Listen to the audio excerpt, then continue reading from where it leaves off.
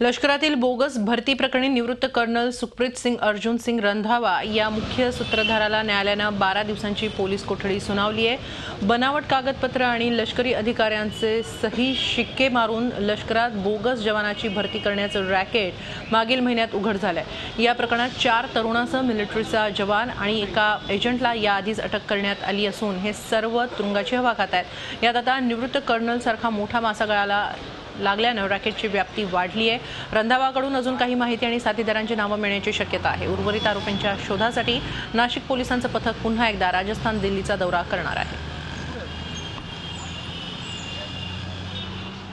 सध्या तर एकच आहे, अजून पुढचा मिळाल्यानंतर काय सांगता येणार नाही, पण सध्या यांच्या माहितीप्रमाणे एक निष्पन्न होत आहे आणि तो महत्त्वाचा आहे। अच्छा, मग तो मिलिटरी मधलाच आहे की एजंट नाही, तो आता तो मिळाल्यानंतर समजेल। ओके ओके सर, काही मिलिटरीतले अधिकारी असल्याची पण शक्यता व्यक्त केली जाते, त्या दृष्टीने नाही, तपास चालू आहे, पण अद्यापर्यंत असं काही निष्पन्न नाही झालेलं। जर जसं निष्पन्न होईल त्याप्रमाणे समजेल। झी 24 तास रहा एक पाऊल पुढे।